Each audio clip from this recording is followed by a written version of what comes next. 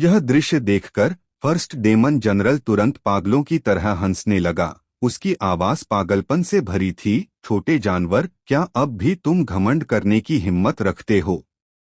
मेरे demon splitting heaven and earth से टकराकर तुम्हारी मौत पक्की है। हूँ? किस्मत से मेरा दिल नहीं टूटा, वरना मुश्किल हो जाती। अपनी छाती पर इतना भयानक खून का छेद देखकर यश का चेहरा भी बहुत बदल गया। लेकिन जब उसने देखा कि उसके दिल को कोई खतरा नहीं है, तो उसने तुरंत राहत की सांस ली और उसका तनाव भरा चेहरा भी शांत हो गया। तभी यश ने पहले डेमन जनरल की पागलपन भरी हंसी सुनी और तुरंत उसके होठों पर एक मजाकिया भाव आ गया। पहले डेमन जनरल, क्या तुम्हें लगता है कि मेरे शरीर को छेदने से तुम मुझे मार सकते हो? तुम सच में बहुत भोले हो। मेरे तरीके ऐसी चीज नहीं हैं जिसे तुम्हारे जैसा बेवकूफ समझ सके। अमर शक्ति, मेरे शरीर की रक्षा करो। अमर शक्ति, मेरे शाश्वत जीवन की रक्षा करो। ठीक हो जाओ। जैसे ही उसकी आवाज खत्म हुई, यश ने अपनी बाहें फैलाईं और दहाड़ा। तुरंत उसके दिमाग में मौजूद स्यूडो अमर ब्लेड सोल में कंपन हुआ और अराजकता अमर प्रकाश की लहरें फैल गईं, जो तुरंत उसके अंगों और हड्डियों में फैल गईं। काली किरण ने न सिर्फ उसके शरीर को छेदा, बल्कि उसके अंदर एक जबरदस्त ताकत भी फैल गई, जो उसके शरीर को फाड़ने की कोशिश कर रही थी। और जिस पल अमर प्रकाश फूटा, उसने उस जबरदस्त ताकत को पूरी तरह से दबा दिया और मिटा दिया। इसके तुरंत बाद अमर शक्ति एक्टिवेट होने पर यश की छाती पर मांस और खून हिलने लगा और फिर नंगी आंखों से दिखने वाली गति से ठीक हो गया। सिर्फ 2 मिनट में यह पूरी तरह से ठीक हो गया। यह कैसे मुमकिन है? यह नजारा देखकर पहले डेमन जनरल की हंसी अचानक रुक गई और फिर उसके चेहरे पर डर का भाव आ गया। उसकी आंखें जोर से हिल रही थीं, अविश्वास से भरी हुई थीं। पहले डेमन जनरल, मेरी साधना के लिए पोषण बनो। यश पहले डेमन जनरल से और कुछ नहीं कहना चाहता था, क्योंकि उसे मरे हुए लोगों से बकवास करने की आदत नहीं थी। उसने ठंडी सांस ली, डेवोरिंग इंटेंट एक्टिवेट किया और अचानक एक बड़ा ब्लैक होल दिखाई दिया। इससे पहले कि पहला डेमन जनरल कुछ रिएक्ट कर पाता, उसे सीधे निगल लिया गया। आह आह! ब्लैक होल के अंदर से पहले डेमन जनरल की दर्द भरी चीखों की एक श्रृंखला आई, लेकिन जैसे जैसे समय बीता, चीखें धीरे धीरे कमजोर होती गईं और आखिरकार पूरी तरह से गायब हो गईं। यश ने अपना हाथ हिलाया और ब्लैक होल गायब हो गया। और जिस पल ब्लैक होल गायब हुआ, यश की आभा बढ़ने लगी। पहले डेमन जनरल को निगलना एक पूरी टॉनिक गोली खाने से कम नहीं था। मूल कोर दायरे के छठे स्तर की बाधा सीधे टूट गई और यश सफलतापूर्वक मूल कोर दायरे के 7वें स्तर पर पहुंच गया। इसके अलावा प्रमोशन के बाद भी बढ़ती हुई शक्ति कमजोर होने का कोई संकेत नहीं दिखा रही थी। वह लगातार असर डाल रही थी, सभी रुकावटों को तोड़ते हुए मूल कोर दायरे के 8वें लेवल की साधना तक पहुंच गई। और यह तो मूल कोर दायरे के 8वें लेवल की मिडिल स्टेज की साधना थी। पहले दानव जनरल मारे गए। भागो, भागो! पहले दानव जनरल को गिरते हुए देखकर वे आयरन ब्लड सेक्ट के बचे हुए लोग, जो लगातार शोर मचा रहे थे, अचानक ऐसे हो गए जैसे उनकी गर्दन दबा दी गई हो। वे कोई आवाज नहीं निकाल पा रहे थे। वे सिर्फ डर और खौफ से भरे हुए थे और होश में आने के बाद वे चिल्लाए और एक एक करके भाग गए। अब जाना चाहते हो क्या? यह थोड़ा ज्यादा देर नहीं हो गई। यश ने ठंडी सांस ली और अपनी golden ancient dragon blood line को हटा दिया, लेकिन उसने अपनी स्लॉटर ब्लेड को नहीं हटाया। उसने 1 दर्जन से ज्यादा लगातार वार किए और अनगिनत चांद के आकार की खून के रंग की ब्लेड की रोशनी गरजती हुई निकली, जिसने आयरन ब्लड सेक्ट के सभी बचे हुए लोगों को घेर लिया। जब पहला डेमन जनरल भी यश का मुकाबला नहीं कर पाया, तो ये छोटे मोटे लोग क्या थे? उनमें बिल्कुल भी विरोध करने की शक्ति नहीं थी और वे सभी मारे गए। हालांकि उसने इन छोटे मोटे लोगों को मार तो दिया, लेकिन यश का उन्हें खाने का कोई इरादा नहीं था। नेसेंट सोल दायरे जैसे बड़े खाने की आदत होने के कारण ये छोटे मोटे लोग नमकीन मछली और सादी सब्जियों जैसे थे। यश अपनी ची को उन्हें खाने में क्यों बर्बाद करता? ठीक है, अब हम इस जगह से जा सकते हैं। आयरन ब्लड सेक्ट के सभी बचे हुए लोगों को खत्म करने के बाद यश का यहां रुकने का कोई इरादा नहीं था। वह गायत्री को अपने साथ ले गया और सीधे खजाने की तिजोरी से निकल गया। 5 मिनट से भी कम समय में उनकी आकृतियां ब्लड क्लाउड आइलैंड पर फिर से दिखाई दी। गायत्री से कोई और फालतू बात किए बिना यश एक रोशनी की लकीर में बदलकर आसमान की ओर उड़ गया। एक ही सांस में उसकी आकृति गायत्री की नजर से गायब हो गई। यश की जाती हुई पीठ को देखकर गायत्री की नजरें कुछ उलझी हुई थीं। उसे नहीं पता था कि वह क्या सोच रही थी। काफी देर बाद उसने धीरे से आह भरी और ब्लड क्लाउड आइलैंड से जाने के लिए मुड़ी। अब पिलग्रमेज आइलैंड जाने का समय हो गया है। हेवनग्रेड के ऊपर उड़ते हुए यश ने चुपचाप हिसाब लगाया कि पिलग्रिमेज लड़ाई शुरू होने का समय लगभग हो गया है, इसलिए उसे पिलग्रमेज आइलैंड जाना चाहिए। हालांकि पिलग्रमेज आइलैंड जाने से पहले उसे पहले अपनी साधना को स्थिर करना चाहिए। हाल ही में उसकी साधना बहुत तेजी से बढ़ी थी और उसकी मन की स्थिति तालमेल नहीं बिठा पा रही थी। उसकी शक्ति बहुत ज्यादा थी। अगर उसकी मन की स्थिति उसकी शक्ति के साथ तालमेल नहीं बिठा पाती तो वह आसानी से शक्ति के द्वारा नियंत्रित हो सकता था, शक्ति का गुलाम बन सकता था और अब उसे नियंत्रित नहीं कर पाता। यश ऐसी चीज कैसे होने दे सकता था? इसलिए अब सबसे जरूरी काम अपनी साधना को स्थिर करना था और साथ ही एनलाइटनमेंट ड्रैगन हॉल का इस्तेमाल करके अपनी डेवोरिंग इंटेंट और स्पेस इंटेंट को martial Dao profound truth level तक पहुंचाना था। CH-12 विशाल स्टारफॉल सागर पर यश को एक द्वीप मिला। वह उस पर उतरा, एक शांत जगह ढूंढी, गड़बड़ी को रोकने के लिए एक फॉर्मेशन बनाया और फिर एकांत में साधना शुरू कर दी। मन की स्थिति में सुधार करना। अगर आप कहें कि यह मुश्किल है तो सच में बहुत मुश्किल है, लेकिन अगर आप कहें कि यह आसान है तो यह बहुत आसान भी है। यश ने आधा महीना लगाकर आखिरकार अपनी तेजी से बढ़ती साधना को स्थिर किया और अपनी मन की स्थिति को ऊपर उठाया, जिससे उसने जिस शक्ति के दायरे को कंट्रोल किया था उसे पार कर लिया। नेसेंट सोल दायरे में ब्रेक थ्रू करने से पहले उसकी मन की स्थिति के बारे में बिल्कुल भी चिंता करने की जरूरत नहीं थी। यश की साधना योजना के अनुसार अपनी साधना के दायरे को स्थिर करने और अपनी मन की स्थिति में सुधार करने के बाद अगला कदम मार्शल दाओ कॉन्सेप्ट की साधना करना था, जिसमें स्पेस कॉन्सेप्ट और डेवोरिंग इंटेंट को मार्शल दाओ प्रोफाउंड ट्रूथ लेवल तक ले जाने की कोशिश करनी थी। उसने अपनी हथेली हिलाई, सुनहरी रोशनी फैल गई और एक असाधारण भव्य महल दिखाई दिया। यह और कोई नहीं बल्कि एनलाइटनमेंट ड्रैगन हॉल था। स्विश! यश का शरीर चमका और वह सीधे एनलाइटनमेंट ड्रैगन हॉल में चला गया।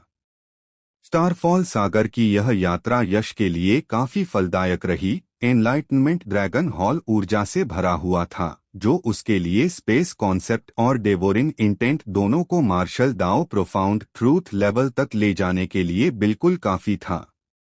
एक गहरी सांस लेकर यश आराम से जमीन पर पालथी मारकर बैठ गया और एनलाइटनमेंट ड्रैगन हॉल को एक्टिवेट करने के लिए एक गहरा हाथ का निशान बनाया। एक मजबूत गहरा उतार चढ़ाव हॉल में फैलने लगा और यश भी कॉन्सेप्ट की साधना में डूब गया। जैसे जैसे वह साधना कर रहा था, यश के शरीर से रोशनी निकलने लगी। कभी कभी रोशनी डेवोरिंग पावर से भरी काली चमक होती थी और कभी कभी यह मजबूत स्पेस उतार चढ़ाव से भरी चांदी की चमक में बदल जाती थी।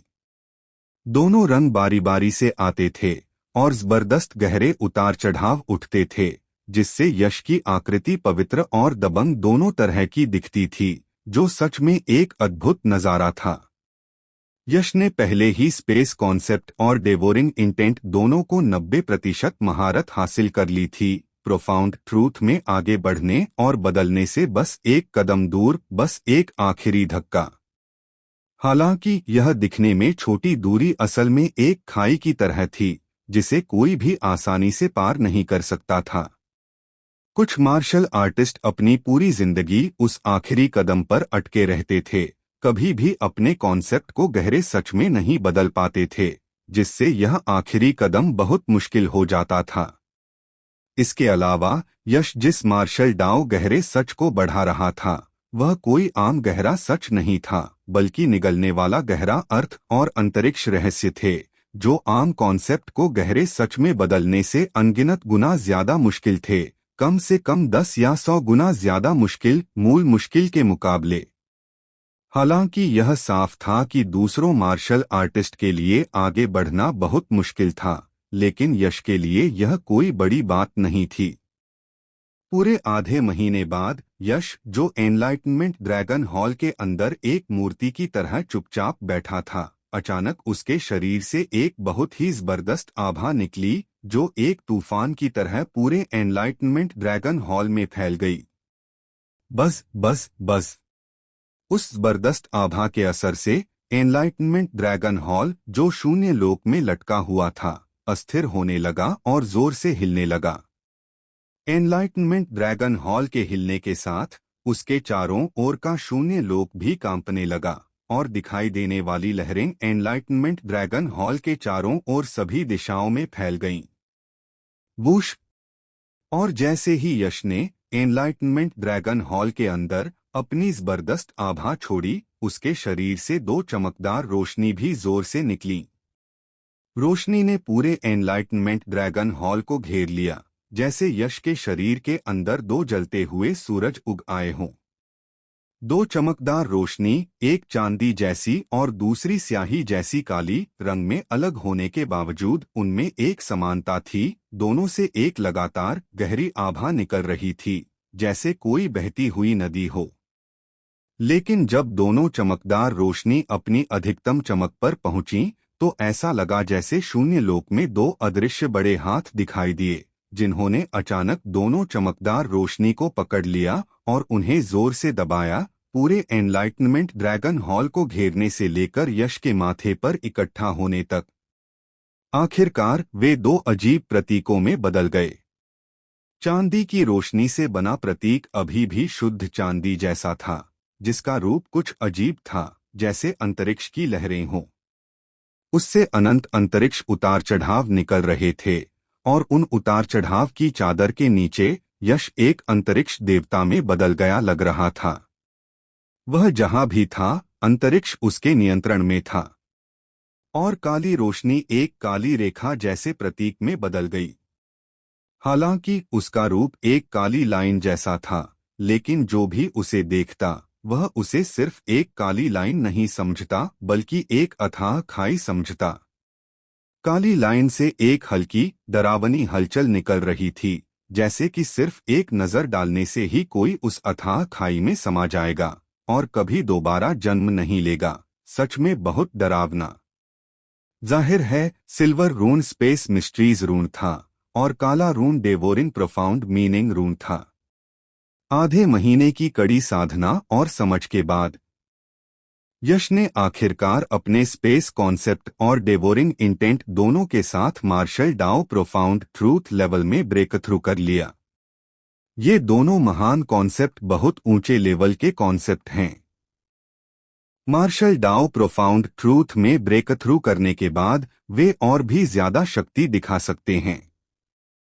हालांकि इस दौरान यश का कल्टीवेशन लेवल नहीं बढ़ा, लेकिन उसकी लड़ने की शक्ति कई गुना बढ़ गई। अगर वह इस समय पहले डेमन जनरल से लड़ता, तो उसे पहले जैसी परेशानी नहीं उठानी पड़ती, वह उसे आसानी से मार सकता था। इतना बड़ा अंतर दिखाता है कि यश का ब्रेक थ्रू कितना महत्वपूर्ण था। डेवोरिंग इंटेंट और स्पेस इंटेंट को बढ़ाने में बहुत ज्यादा एनर्जी खर्च होती है, इसने असल में एनलाइटनमेंट ड्रैगन हॉल की पूरी एनर्जी का 1/3 हिस्सा खर्च कर दिया। दोनों महान कॉन्सेप्ट्स के मार्शल डाओ प्रोफाउंड ट्रूथ में ब्रेक थ्रू करने के साथ यश के होठों पर खुशी की मुस्कान आ गई। फिर वह शांत हुआ, अपनी आभा को काबू में किया और धीरे धीरे अपनी थोड़ी बंद आंखों को खोला। जैसे ही उसने आंखें खोलीं, उसे एनलाइटनमेंट ड्रैगन हॉल की एनर्जी में कमी महसूस हुई और उसके चेहरे पर तुरंत हैरानी का भाव आ गया। जब उसने पहले लाइटनिंग इंटेंट को थंडर मिस्ट्री में बढ़ाया था, तो उसमें सिर्फ 1/10वां हिस्सा एनर्जी खर्च हुई थी और 5 एलिमेंट्स प्रोफाउंड ट्रूथ को बढ़ाने में सिर्फ 1/5वां हिस्सा खर्च हुआ था। हालांकि स्पेस मिस्ट्रीज और डेवोरिंग प्रोफाउंड मीनिंग में ब्रेक थ्रू करने में असल में पूरी एनर्जी का 1/3 हिस्सा खर्च हो गया। वह हैरान क्यों नहीं होता? हालांकि यश सिर्फ एक पल के लिए हैरान हुआ और फिर समझ गया। हालांकि ऊंचे लेवल के मार्शल डाओ प्रोफाउंड ट्रूथ में बहुत जबरदस्त शक्ति होती है, लेकिन इसमें ब्रेक थ्रू करना बहुत मुश्किल होता है। कम से कम सामान्य मार्शल डाओ कॉन्सेप्ट के मार्शल डाओ प्रोफाउंड ट्रूथ में ब्रेक थ्रू करने से दर्जनों गुना ज्यादा मुश्किल। जितनी ज्यादा मुश्किल से लेवल बढ़ता है, एनलाइटनमेंट ड्रैगन हॉल स्वाभाविक रूप से उतनी ही ज्यादा एनर्जी खर्च करता है। बेशक इसके फायदे भी हैं। ऊंचे लेवल के मार्शल डाओ कॉन्सेप्ट के लिए मार्शल डाओ प्रोफाउंड ट्रूथ में ब्रेक थ्रू करना बहुत मुश्किल होता है, लेकिन एक बार सफल होने पर मिलने वाली शक्ति सामान्य मार्शल डाओ प्रोफाउंड ट्रूथ से कई गुना ज्यादा होगी। मैंने यहाँ काफी देर कर दी है, मुझे अब चलना चाहिए। ब्रेक थ्रू के बाद यश ने एनलाइटनमेंट ड्रैगन हॉल को हटा दिया और उसकी आकृति द्वीप पर फिर से दिखाई दी। चलो स्पेस मिस्ट्रीज की शक्ति का टेस्ट करते हैं। एक सोच के साथ यश के माथे पर स्पेस मिस्ट्रीज का निशान दिखाई दिया। एक रहस्यमयी स्पेस हलचल फैली और जल्दी से उसके पूरे शरीर को घेर लिया।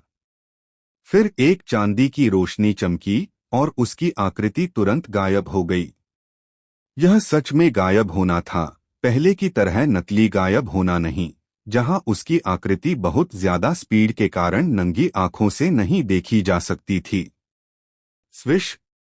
द्वीप से 100 मील दूर एक स्पेस में अचानक एक चांदी की रोशनी चमकी, जिसके बाद एक आकृति दिखाई दी। यह आकृति कोई और नहीं बल्कि यश था, जिसने अभी अभी स्पेस मिस्ट्रीज का इस्तेमाल किया था। अरे वाह, क्या स्पेस मिस्ट्रीज है! बस एक सांस में इसने मुझे सैकड़ों मील पार करवा दिया। दिखाई देने के बाद यश ने चारों ओर देखा और फिर खुशी से चिल्लाए बिना नहीं रह सका। असल में स्पेस पार करना एक ऐसी स्किल थी जिसे केवल मार्शल किंग दायरे के कल्टीवेटर ही थोड़ा बहुत समझ सकते थे, लेकिन यश ने स्पेस मिस्ट्रीज को समझने के कारण इस स्किल को पहले ही मास्टर कर लिया था। जब तक वह सोचता, वह स्पेस ट्रांसमाइग्रेशन कर सकता था, जो उड़ने से अनगिनत गुना तेज था। इसके अलावा यह स्पेस ट्रांसमाइग्रेशन की दूरी लगातार बढ़ती जाएगी जैसे जैसे यश की कल्टीवेशन बेहतर होगी और उसका प्रोफाउंड ट्रूथ दायरा आगे बढ़ेगा। समय के साथ यश एक ही सांस में हजारों या यहां तक कि दसियों हजार मील पार कर सकता था। इसके अलावा ऐसी अफवाहें थीं कि अगर कोई स्पेस मिस्ट्रीज को उसकी चरम सीमा तक कल्टीवेट कर ले, तो एक ही सोच से वह कोल्लम महाद्वीप पर कहीं भी दिखाई दे सकता है। स्पेस मिस्ट्रीज का यह फंक्शन मुझे तुरंत जगह बदलने की इजाजत देता है। तो चलो इसे इंस्टेंट मूवमेंट कहते हैं। यश ने उत्साह से अपनी नई काबिलियत का नाम रखा। अब चलो डेवोरिंग प्रोफाउंड मीनिंग ट्राई करते हैं। अपनी एक्साइटमेंट को शांत करते हुए यश ने फिर डेवोरिंग प्रोफाउंड मीनिंग के बारे में सोचा। चूंकि स्पेस इंटेंट को स्पेस मिस्ट्रीज में अपग्रेड कर दिया गया था, जिससे उसे इंस्टेंट मूवमेंट की क्षमता मिली थी, तो डेवोरिंग इंटेंट भी डेवोरिंग प्रोफाउंड मीनिंग में आगे बढ़ने पर स्वाभाविक रूप से एक नई क्षमता हासिल करेगा। Profound truth martial skill devouring divine fist. गहरी खाई जैसा डेवोरिंग प्रोफाउंड मीनिंग का निशान उसकी भौहों के बीच दिखाई दिया और यश की गहरी आंखें तुरंत पूरी तरह से काली हो गईं। फिर एक धीमी दहाड़ के साथ उसने एक मुक्का मारा।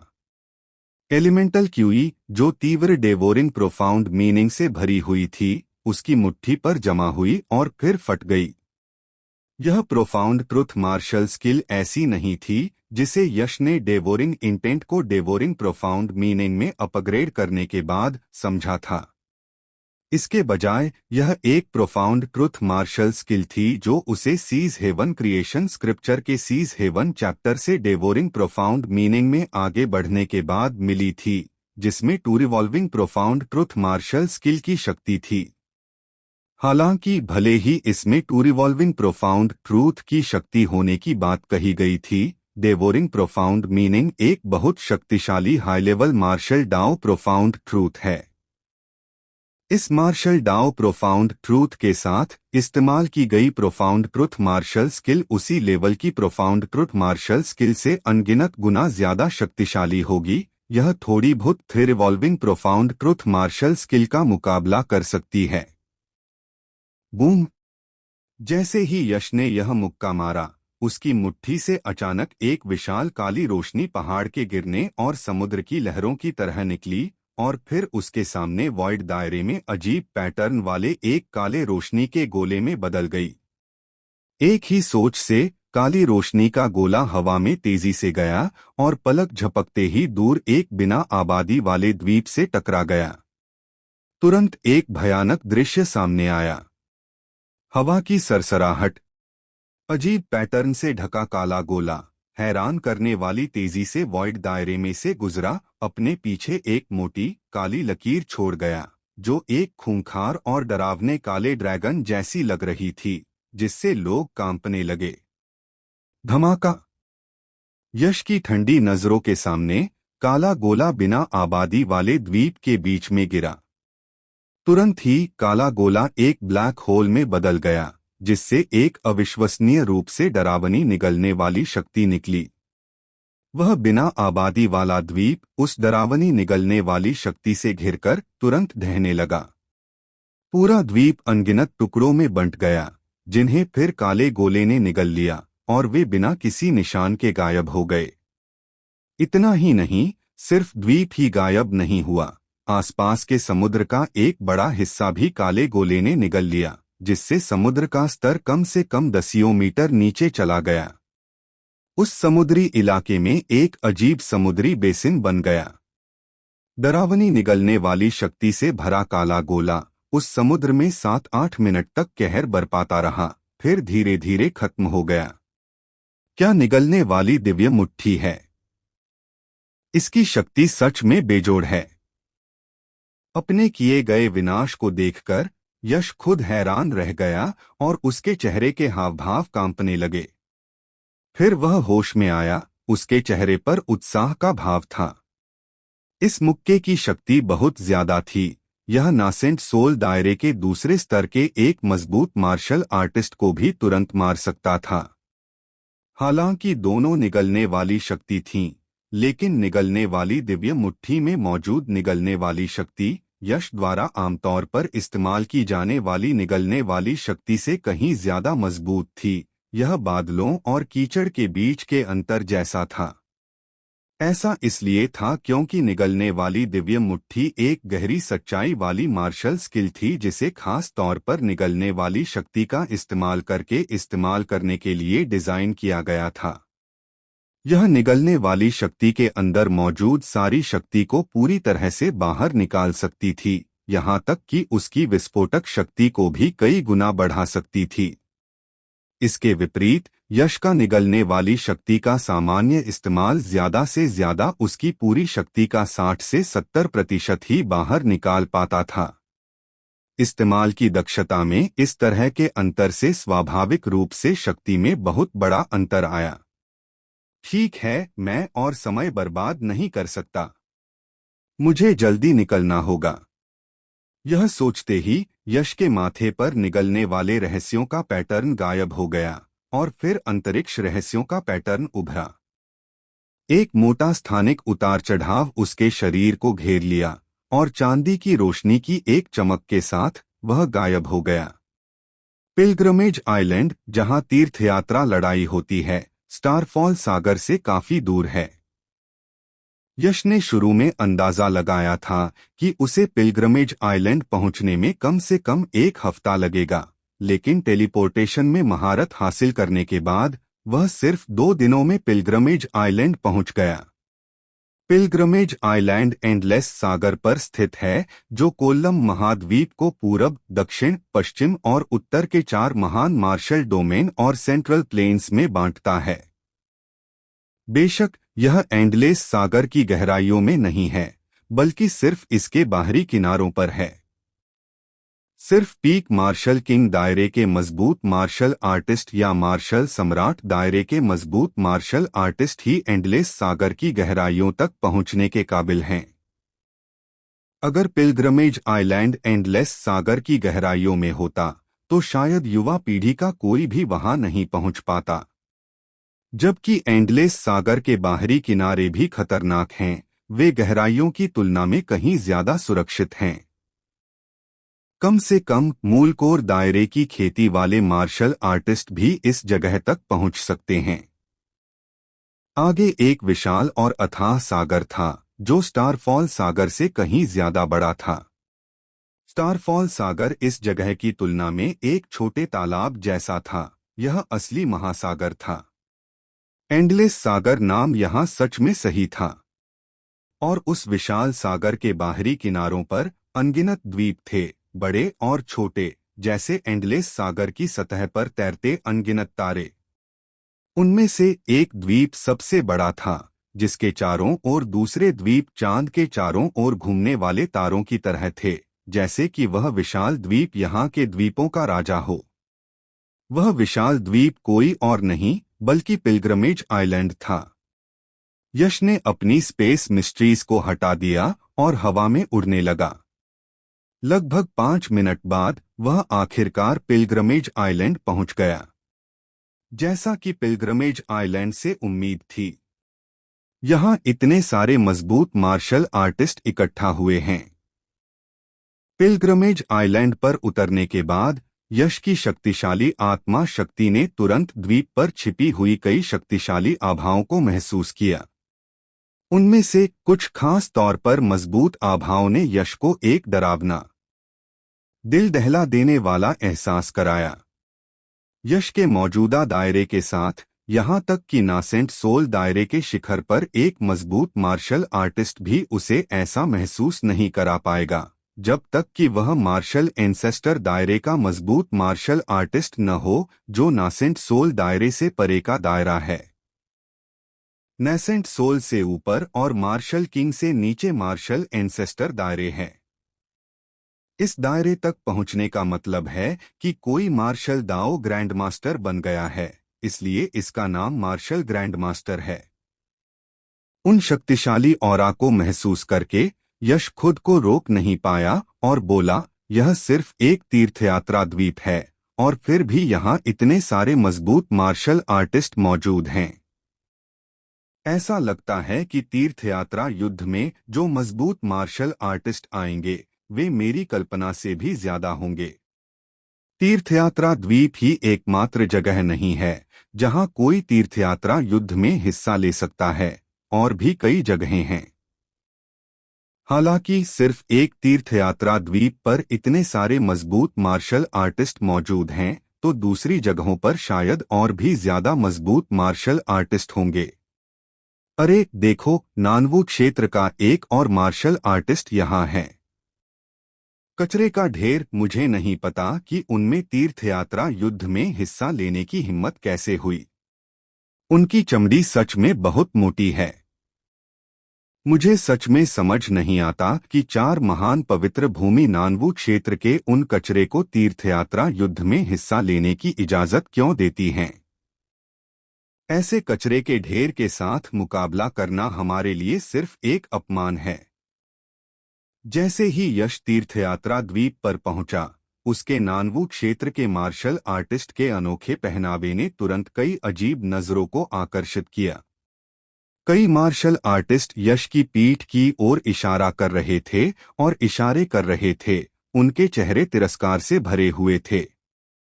यश की शक्तिशाली आत्मा शक्ति के कारण इन मार्शल आर्टिस्ट के काम कितने भी सूक्ष्म क्यों न हो, वह उन्हें पहचान सकता था। इससे भी ज्यादा इन मार्शल आर्टिस्ट ने अपने तिरस्कार को छिपाने की जरा भी कोशिश नहीं की। वे ऐसे काम कर रहे थे जैसे वे यश के ठीक सामने खड़े हों, खुलेआम अपना तिरस्कार दिखा रहे थे। वह इसे कैसे नोटिस नहीं कर सकता था? आखिर चल क्या रहा है? यह स्थिति देखकर यश खुद को रोक नहीं पाया और उसने अपनी भौहें ऊपर उठाईं, थोड़ा नाराज महसूस करते हुए। किसी को भी बंदर की तरह देखे जाने पर नाराजगी होगी, यश की तो बात ही छोड़ो। हालांकि नाराज होने के साथ साथ यश थोड़ा हैरान भी था। उसे समझ नहीं आ रहा था कि नानवू क्षेत्र के मार्शल आर्टिस्ट तीर्थयात्रा द्वीप पर इतने अवांछित क्यों थे। हालांकि नानवू क्षेत्र 4 महान मार्शल क्षेत्रों में सबसे कमजोर था, लेकिन उसे ऐसी स्थिति में नहीं होना चाहिए था, है ना? सबसे पहले मुझे केशव और दूसरों को ढूंढना है। वे मुझसे पहले निकले थे, इसलिए उन्हें पहले ही तीर्थयात्रा द्वीप पर खुद को स्थापित कर लेना चाहिए था। यह सोचकर यश तीर्थयात्रा द्वीप की गहराई की ओर चला गया। पिलग्रमेज आइलैंड की गहराई में कई इमारतें थीं। हर इमारत के एंट्रेंस पर एक पट्टिका लटकी हुई थी, जिस पर अलग अलग ताकतों के नाम लिखे थे, जिससे पता चलता था कि किस ताकत ने उस इमारत पर कब्जा किया हुआ है। Azure sea sect, profound water gate, heavenly cloud palace. एक के बाद एक ताकतों के नाम यश की आंखों के सामने आ रहे थे। हालांकि वह इन ताकतों से परिचित नहीं था, लेकिन वह उनसे पूरी तरह अनजान भी नहीं था। ये वो ताकतें थीं जो नानवू क्षेत्र से परे एंडलेस सी के बाहरी इलाकों में तैनात थीं। एंडलेस सी जैसी खतरनाक जगह में खुद को स्थापित करने और ताकतें बनाने के लिए उनकी ताकत बहुत जबरदस्त होनी चाहिए। इनमें से कई ताकतें नानवू क्षेत्र के पीक फॉर ग्रेट सेक्ट्स से कमजोर नहीं थीं। मुझे सदर्न मार्शल रीजन अलायंस क्यों नहीं मिल रहा? क्या वे अभी तक पिलग्रमेज आइलैंड नहीं पहुंचे हैं? नामुमकिन। यश ने पिलग्रमेज आइलैंड की गहराई में चारों ओर खोजा, लेकिन उसे वह जगह नहीं मिली जिसकी वह तलाश कर रहा था, और उसकी भौहें थोड़ी सिकुड़ गईं। क्योंकि नानवू क्षेत्र कमजोर था, इसलिए नानवू क्षेत्र के मार्शल आर्टिस्ट जब बाहर जाते थे तो उन्हें अक्सर धमकाने और भेदभाव का सामना करना पड़ता था। इसलिए नानवू क्षेत्र की सभी ताकतों ने एक समझौते पर सहमति जताई। जब भी नानवू क्षेत्र के मार्शल आर्टिस्ट क्षेत्र से बाहर जाते थे तो उन्हें एक अलायंस बनाना होता था और फिर एक दूसरे का सहयोग और मदद करनी होती थी, ताकि दूसरे नानवू क्षेत्र के मार्शल आर्टिस्ट को धमका न सकें। इस अलायंस को सदर्न मार्शल रीजन अलायंस कहा जाता था, और यही वह जगह थी जिसकी यश तलाश कर रहा था। दुर्भाग्य से यश को सदर्न मार्शल रीजन अलायंस नहीं मिला, जिससे वह थोड़ा निराश हो गया। सदर्न मार्शल रीजन अलायंस न मिलने का मतलब था केशव और दूसरों को न ढूंढ पाना, और पिलग्रमेज आइलैंड पर अकेले रहना कोई सुखद एहसास नहीं था। तुम यश सुप्रीम हो। जैसे ही यश परेशान महसूस कर रहा था, अचानक उसके कान में एक थोड़ी हैरान करने वाली धीमी आवाज सुनाई दी। हम। आवाज सुनकर यश का दिल धड़क उठा। वह आवाज के स्रोत की ओर देखने के लिए मुड़ा तो उसने देखा कि एक पतला सा जवान आदमी एक सुनसान गली में चुपके से खड़ा होकर उसे हाथ हिला रहा था। मुझे तुम याद हो? तुम्हारा नाम केतन है ना? यश तेजी से उसके पास गया और उस पतले जवान आदमी को ध्यान से देखा। उसे तुरंत वह व्यक्ति जाना पहचाना लगा। अपनी यादों को खंगालने के बाद उसने तुरंत उसे पहचान लिया। इस आदमी का नाम केतन था और उसने आकाश ड्रैगन लड़ाई में भी हिस्सा लिया था, जिसमें उसे अच्छी रैंक मिली थी, 88वां स्थान। मुझे उम्मीद नहीं थी कि यश सुप्रीम मुझे पहचानेंगे। प्रोडिजी सुप्रीम लड़ाई के बाद यश न सिर्फ हेवनली प्राइड सुप्रीम बना, बल्कि नानवू क्षेत्र की पूरी युवा पीढ़ी का आइडल भी बन गया। केतन थोड़ा उत्साहित हो गया जब उसने देखा कि उसका आइडल उसे पहचानता है। मुझे लगता है कि तुम नानवू इलाके के उन मार्शल आर्टिस्ट के ग्रुप में से हो जो केशव और दूसरों के साथ पिलग्रमेज आइलैंड आए थे, है ना?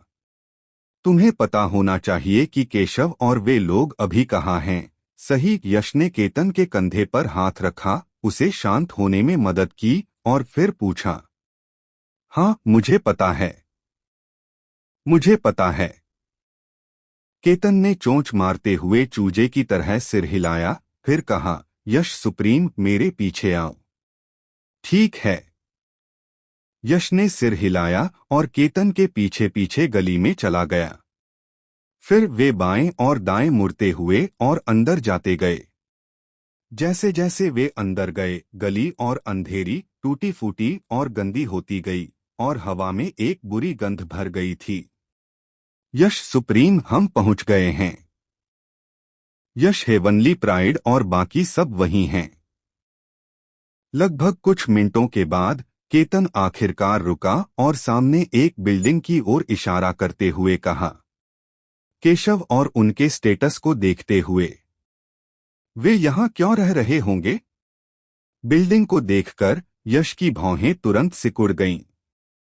बिल्डिंग बहुत ज्यादा टूटी फूटी थी, लगभग एक झुग्गी झोपड़ी जैसी। केतन, क्या तुम्हें पक्का यकीन है कि केशव और बाकी लोग यहीं हैं? केतन को उस टूटी फूटी बिल्डिंग की तरफ सीधे जाते देखकर, जो किसी झुग्गी झोपड़ी जैसी लग रही थी, यश खुद को पूछने से रोक नहीं पाया।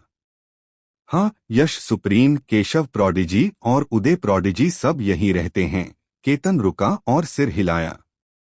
यह सुनकर यश ने थोड़ा माथा सिकोड़ा और फिर पूछा, केशव और उनकी काबिलियत के साथ वे आसानी से पिलग्रमेज आइलैंड पर एक बहुत अच्छी जगह पर रह सकते थे, है ना? वे ऐसी जगह पर क्यों रहेंगे? आह, यह एक लंबी कहानी है। यश का सवाल सुनकर केतन के चेहरे पर तुरंत एक कड़वी मुस्कान आ गई और फिर उसने आह भरी यश के सवाल का जवाब न देते हुए कहा, यश सुप्रीम मेरे साथ आओ। अंदर जाने के बाद तुम्हें पता चल जाएगा कि क्यों। यह कहकर केतन उस टूटी फूटी बिल्डिंग की ओर चलने लगा और यश उसके पीछे पीछे चला। चर्र। पुराने आंगन का दरवाजा एक सूखी, कर्कश आवाज के साथ खुला और फिर धीरे से खुल गया। केतन सबसे पहले उस टूटी फूटी बिल्डिंग में दाखिल हुआ। इससे पहले कि यश बिल्डिंग में घुस पाता, अंदर से अचानक एक आवाज आई, केतन तुम अब क्यों वापस आ रहे हो? मैंने तुमसे तान्या प्रोडिजी के ठिकाने के बारे में पता लगाने के लिए कहा था, क्या तुम्हें कुछ पता चला? केतन की आवाज आई, मुझे तान्या प्रोडिजी का ठिकाना तो नहीं मिला, लेकिन मैं किसी को वापस लाया हूं। मुझे लगता है कि केशव प्रोडिजी और बाकी लोग उसे देखकर बहुत खुश होंगे। तुम किसे लाए हो? क्या यह केशव प्रोडिजी और बाकी लोगों का कोई पुराना दोस्त है? केतन की बातें सुनकर बिल्डिंग के अंदर से कई उलझी हुई आवाजें आईं। यश सुप्रीम कृपया अंदर आइए। केतन रहस्यमय तरीके से मुस्कुराया, सबकी बातों को नजरअंदाज करते हुए, फिर मुड़ा और सम्मान से दरवाजे की ओर आवाज लगाई। सब लोग, बहुत समय हो गया।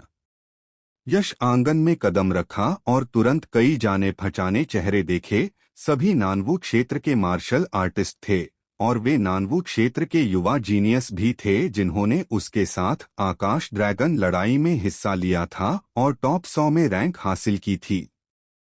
यश सुप्रीम, यह तो सच में यश सुप्रीम है। यश सुप्रीम, तुम आखिरकार पिलग्रमेज आइलैंड आ ही गए। जब आंगन में जमा लोगों ने यश को दरवाजे से अंदर आते देखा, तो पहले से थोड़ा शोर वाला माहौल अचानक शांत हो गया। सबके चेहरों पर हैरानी, एक्साइटमेंट और दूसरे इमोशन थे। फिर वे होश में आए और एक एक करके बोलने लगे। नमस्ते सब लोग। यश ने एक एक करके सबको ग्रीट किया। उसकी नजरें भीड़ में घूम रही थीं, लेकिन उसे केशव, उदय और दूसरे लोग नहीं दिखे। फिर उसकी नाक फड़की और उसे हवा में एक हल्की, अप्रिय दवा की गंध आई। यश खुद कभी एक अल्केमिस्ट था। हालांकि उसकी अल्केमी स्किल्स टॉप पर नहीं पहुंची थीं, फिर भी उसमें गंध से यह पहचानने की काबिलियत थी कि यह किस तरह का स्वर्ग और पृथ्वी का खजाना है। यह अप्रिय गंध साफ तौर पर प्रोफाउंड विथर्ड फ्लावर और 6 स्टार हॉर्न की थी। ये दोनों स्वर्ग और पृथ्वी के खजाने मुख्य रूप से गंभीर चोटों के इलाज के लिए इस्तेमाल होते हैं। यश ने पूछा, क्या यहाँ कोई घायल है? यश की बातें सुनकर सबके चेहरों पर एक्साइटमेंट और बेचैनी वाले भाव तुरंत जम गए और फिर उनकी नजरें अपने आप एक कमरे की तरफ मुड़ गईं। वह कमरा ठीक वही था जहां से प्रोफाउंड विथर्ड फ्लावर और 6 स्टार हॉर्न की गंध आ रही थी। कहीं ऐसा तो नहीं? यश का दिल धड़का और वह जल्दी से उस कमरे की तरफ गया। जैसे ही उसने दरवाजा खोला, उसने तुरंत दो जानी पहचानी शक्लें देखीं, जो कोई और नहीं बल्कि केशव और उदय थे। इस समय केशव और उदय के चेहरे कागज की तरह पीले थे, पूरी तरह से रंगहीन, जैसे कि वे ज़ॉम्बी हों जिन्होंने लंबे समय से सूरज की रोशनी नहीं देखी हो। उनके शरीर से निकलने वाली क्यूई भी बहुत कमजोर थी, हवा में टिमटिमाती मोमबत्ती की तरह, जो एक ही सांस में बुझने को तैयार थी। केशव की छाती पर पट्टी बंधी थी, जो सफेद होनी चाहिए थी, लेकिन अब खून से लाल थी, साफ तौर पर ताजे खून में भीगी हुई थी। पट्टी के ऊपर से भी यश देख सकता था कि केशव की चोटें कितनी भयानक थीं। हालांकि उदय की चोटों की तुलना में केशव की चोटें कुछ भी नहीं थीं, क्योंकि उदय का पूरा दाहिना हाथ बेजान था, जिससे पता चलता था कि उसकी हड्डियां और यहां तक कि उसकी नसें भी एक जबरदस्त ताकत से टूट गई थीं। उदय कौन था? वह एक तलवारबाज था। एक तलवारबाज के लिए अपना दाहिना हाथ खोना कितनी क्रूर बात थी, जिस हाथ से वह अपनी तलवार चलाता था। इसके अलावा उदय के शरीर पर कोई और गंभीर चोट नहीं थी, जिससे साफ पता चलता था कि जिस व्यक्ति ने उस पर हमला किया था, वह जानता था कि उदय एक तलवारबाज है, और इसलिए उसने जानबूझकर उसका दाहिना हाथ तोड़ दिया ताकि उसकी तलवार चलाने की कला को खत्म कर सके। ऐसा काम अविश्वसनीय रूप से क्रूर और बुरा था, उदय को सिर्फ मारने से 1000 गुना ज्यादा खतरनाक। केशव और उदय को इतनी बुरी हालत में देखकर यश के हल्के मुस्कुराते हुए चेहरे पर अचानक बहुत ज्यादा गुस्सा आ गया। तुरंत ही उसके शरीर से एक ठंडी जानलेवा भावना निकली। पल भर में पूरा कमरा एक बर्फ के तहखाने में बदल गया, हड्डियां जमा देने वाली ठंड, जिससे हर कोई अनजाने में कांपने लगा। हालांकि केशव और उदय कभी यश के दुश्मन थे, लेकिन प्रमोशन कॉन्फ्रेंस के बाद दोनों पक्षों ने दुश्मनी भुला दी और दोस्त बन गए। अपने दोस्तों को इस तरह नुकसान होते देखकर यश को गुस्सा कैसे नहीं आता? यश, तुम यहाँ हो। ऐसा लगा जैसे यश से निकल रही जानलेवा भावना को महसूस करके केशव और उदय ने अपनी आंखें खोलीं, ऊपर देखा और तुरंत यश को दरवाजे पर खड़ा देखा। उन दोनों के चेहरों पर तुरंत हैरानी का भाव आ गया। केशव, उदय, तुम्हें इस तरह किसने नुकसान पहुंचाया? यश ने बेफिक्री से पूछा, लेकिन उसकी शांत आवाज के नीचे एक ऐसी ठंडी ठंडक थी जिससे रोंगटे खड़े हो जाएं, जैसे उग्र लहरें गरज रही हों। सबको यह गलतफहमी थी कि अगर यह गुस्सा फूटा तो आसमान और जमीन भी कांप उठेंगे। यह यश का सवाल सुनकर केशव और उदय के चेहरे सख्त हो गए और वे बोलने में हिचकिचाए। ऐसा लग रहा था कि वे बताना नहीं चाहते थे कि उनके साथ क्या हुआ था। केशव प्रोडिजी, उदय प्रोडिजी, अगर तुम नहीं बोलना चाहते तो मैं बोलूंगा। तभी केतन अंदर भागा आया। उसका चेहरा दुख और गुस्से से भरा हुआ था और उसने यश पर जोर से चिल्लाकर कहा, जिन्होंने केशव प्रोडिजी और उदय प्रोडिजी को इतनी बुरी हालत में पहुंचाया है, वे बेई मिंग सेक्ट के बदमाश हैं। केतन, चुप रहो। खांसी खांसी खांसी। केतन को बोलते देखकर केशव का चेहरा एकदम बदल गया और उसने उसे रोकने के लिए जल्दी से चिल्लाया, लेकिन जैसे ही वह बोला, उसने तुरंत अपनी चोटों पर जोर डाला और जोर से खांसने लगा। उसके मुंह के कोनों से खून का झाग निकलने लगा। केशव प्रोडिजी केतन, जो पूरी कहानी बताने वाला था, केशव को इस हालत में देखकर अचानक रुक गया। यश ने केतन के कंधे पर हाथ रखा और गहरी आवाज में कहा, ठीक है, मैं यहाँ हूँ, बोलना जारी रखो। ठीक है, यश से हिम्मत पाकर केतन ने जोर से सिर हिलाया और फिर कहा, कुछ महीने पहले हम केशव प्रोडिजी, उदय प्रोडिजी और लुओ प्रोडिजी के साथ पिलग्रमेज आइलैंड गए थे। शुरू में तीनों महान प्रोडिजी की ताकत से हम पिलग्रमेज आइलैंड पर काफी अच्छा कर रहे थे, लेकिन एक दिन बेई मिंग सेक्ट के एक शिष्य ने हमारे मिले हुए खजाने पर नजर डाली और उसे जबरदस्ती छीनने की कोशिश की। उस बेई मिंग सेक्ट के शिष्य की कल्टीवेशन बहुत ज्यादा मजबूत नहीं थी और वह खजाना छीनने में नाकाम रहा, बल्कि हमने उसे सबक सिखा दिया। ऐसी घटनाएं पिलग्रमेज आइलैंड पर अक्सर होती रहती हैं, इसलिए हमने इस पर ज्यादा ध्यान नहीं दिया। हालांकि हमने कभी उम्मीद नहीं की थी कि जिस शिष्य को हमने सबक सिखाया था, भले ही उसकी कल्टीवेशन कम थी, लेकिन उसका बैकग्राउंड बहुत मजबूत था। उसका बड़ा भाई बेई मिंग सेक्ट का number 1 genius North Underworld Billows था। नॉर्थ अंडरवर्ल्ड बिलोज अपने लोगों की बहुत ज्यादा रक्षा करता है। यह जानने के बाद कि हमने उसके छोटे भाई को सबक सिखाया है, वह तुरंत हमारे दरवाजे पर अपने भाई का बदला लेने आ गया। वह नॉर्थ अंडरवर्ल्ड बिलोज बहुत शक्तिशाली था, यहाँ तक कि तीनों महान प्रोडिजी मिलकर भी उसका मुकाबला नहीं कर पाए और उससे हार गए। नॉर्थ अंडरवर्ल्ड बिलोज ने हम सभी को सबक सिखाने के बाद वह चला गया।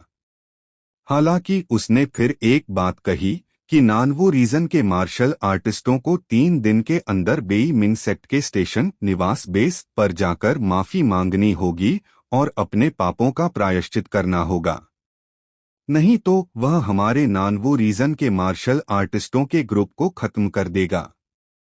हमारी रक्षा करने के लिए तीनों महान प्रोडिजी ने अपमान सहा और बेई मिंग सेक्ट के बेस पर जाकर माफी मांगी और अपने पापों का प्रायश्चित किया। हालांकि उन्होंने कभी उम्मीद नहीं की थी कि नॉर्थ अंडरवर्ल्ड बिलोज इतना जालिम होगा कि वह हमसे, नानवो रीजन के मार्शल आर्टिस्टों से, पिलग्रमेज आइलैंड पर सबके सामने बेई मिंग सेक्ट के सामने घुटने टेक कर माफी मांगने को कहेगा। बेशक हम नानवो रीजन के मार्शल आर्टिस्ट ऐसा अपमान स्वीकार नहीं करते। नतीजतन नॉर्थ अंडरवर्ल्ड बिलोज ने कार्रवाई की, केशव प्रोडिजी को बुरी तरह घायल कर दिया, जानबूझकर उदय प्रोडिजी का दाहिना हाथ तोड़ दिया और आखिर में तान्या प्रोडिजी ने हमें बचाने के लिए अपनी पूरी ताकत लगा दी। हालांकि मामला खत्म नहीं हुआ था।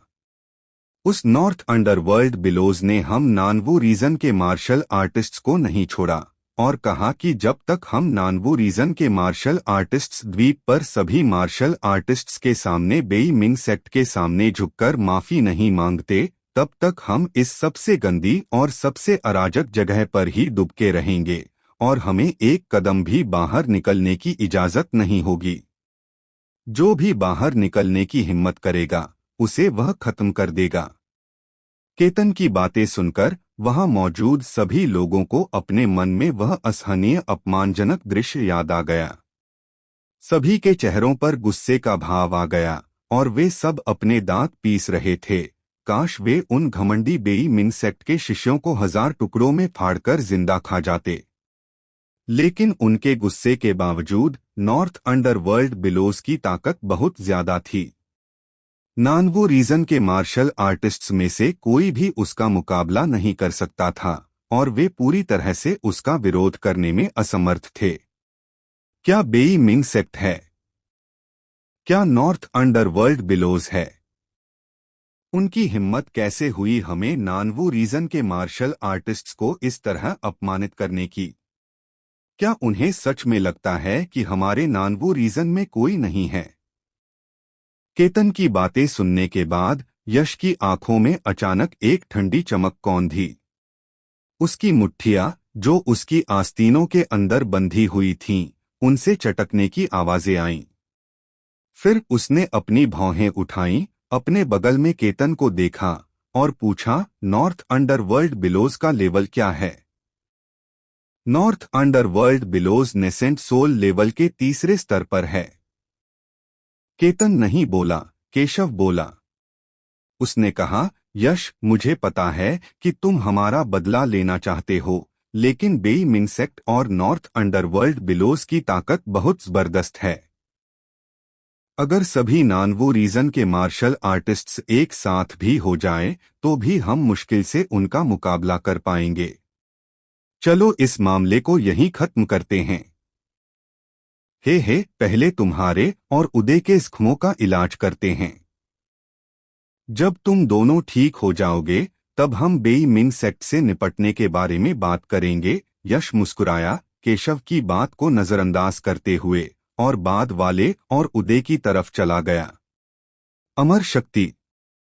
यश की गहरी आंखों में अचानक एक तेज चमक कौंधी, और फिर उसके दांतियान में मौजूद अमर खजाने के पेड़ ने तुरंत भरपूर अमर शक्ति की लहरें छोड़ी, जो उसकी बाहों की नाड़ियों से होते हुए उसके बाएं और दाएं हाथों में जमा हो गईं, और फिर केशव और उदय के शरीर में चली गईं।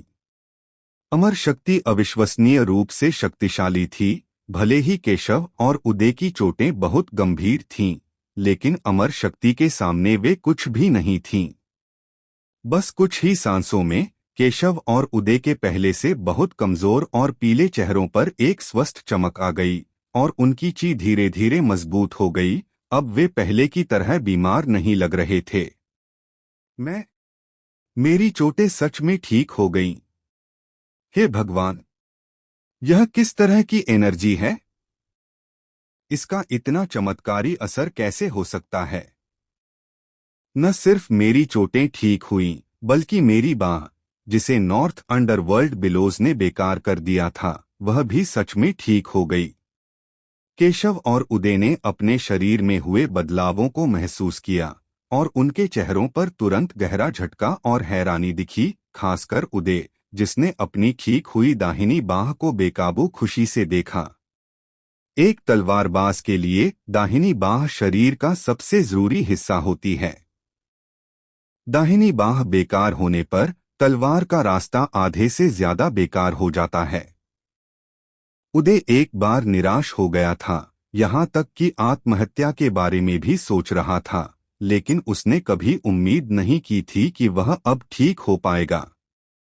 यश की तरफ उसकी नजरें कृतज्ञता से भरी थीं, जैसा कि एक स्वर्गीय गौरव सुप्रीम से उम्मीद थी। अगर केशव प्रोडिजी और उदय प्रोडिजी की चोटों के लिए सेंट ग्रेड हीलिंग आइटम नहीं होते, तो उनके लिए इतनी जल्दी ठीक होना नामुमकिन होता। भले ही वे आखिरकार ठीक हो जाते, लेकिन उनमें स्थायी बीमारियां रह जातीं। हालांकि यश सुप्रीम ने आसानी से दोनों महान प्रोडिजी को पूरी तरह से ठीक कर दिया। यह क्षमता सच में स्वर्ग को चुनौती देने वाली है। जैसा कि हमारे नानवू क्षेत्र के स्वर्गीय गौरव सुप्रीम से उम्मीद थी। यश के इस कदम से हर कोई हैरान था। बस एक छोटी सी चाल, यश ने विनम्र मुस्कान के साथ कहा, फिर कमरे में चारों ओर देखा और पूछा, मैं यहाँ इतनी देर से हूँ, मैंने तान्या को क्यों नहीं देखा? वह कहाँ गई? हम दोनों को गंभीर चोटें लगी थीं, और जल्दी ठीक होने के लिए हमें स्वर्ग और पृथ्वी के खजाने की जरूरत थी। तान्या हमें जल्दी ठीक करने के लिए बाहर से हीलिंग स्वर्ग और पृथ्वी का खजाना ढूंढने के लिए अकेले तीर्थयात्रा द्वीप से चली गई। केशव और उदय ने एक साथ कहा, तो बात ऐसी है। यश ने समझते हुए सिर हिलाया। हालांकि तभी बंद आंगन का दरवाजा अचानक जोर से खुल गया, और एक आकृति घबराकर चिल्लाते हुए अंदर आई, यह बुरा हुआ, कुछ भयानक हो गया है। तान्या को तीर्थयात्रा द्वीप के बाहर बेई मिंग संप्रदाय के शिष्यों ने रोक लिया है और वह खतरे में है। क्या? यह खबर सुनकर वहां मौजूद सभी लोगों के चेहरे के भाव थोड़े बदल गए। यश की आकृति चमकी और वह सीधे उस मार्शल आर्टिस्ट के सामने आ गया जिसने खबर दी थी। उस व्यक्ति ने भी यश को पहचान लिया और उसे देखकर एक पल के लिए हैरान रह गया। फिर उसके चेहरे पर खुशी का भाव आया और उसने कहा, यश सुप्रीम, बकवास बंद करो, मुझे तुरंत तान्या के पास ले चलो। तान्या के खतरे में होने के कारण यश का दूसरों से बात करने का कोई मूड नहीं था और उसने धीमी, आदेश देने वाली आवाज में बात की। हाँ? उस व्यक्ति ने यश की आदेश देने वाली आवाज सुनकर नाराज नहीं हुआ, इसके बजाय उसे लगा कि यह स्वाभाविक ही है। उसने सम्मानपूर्वक सिर हिलाया, फिर जल्दी से मुड़ा और यश को उस जगह ले गया जहां तान्या खतरे में थी। चलो हम भी जल्दी चलते हैं। यश की गति बहुत तेज थी। उसके जाने के कुछ ही सेकंड बाद सभी को होश आया। केशव और उदय, जो ठीक हो गए थे, अपने बिस्तरों से उठे, एक दूसरे को देखा और फिर एक फैसला किया और सभी नानवू क्षेत्र के मार्शल आर्टिस्ट को यश के पीछे पीछे पूरी गति से आगे बढ़ने के लिए कहा। तीर्थयात्रा द्वीप के बाहर एक विशाल समुद्र के ऊपर एक सुंदर आकृति जो शक्तिशाली सुनहरी रोशनी बिखेर रही थी, हवा में तैर रही थी। उसकी सुंदर आंखें ठंडी चमक से चमक रही थीं, लगातार अपने आसपास देख रही थीं। इस सुंदर आकृति की मालिक कोई और नहीं बल्कि तान्या थी, जो नानवू क्षेत्र की विलक्षण प्रतिभाओं में से एक थी।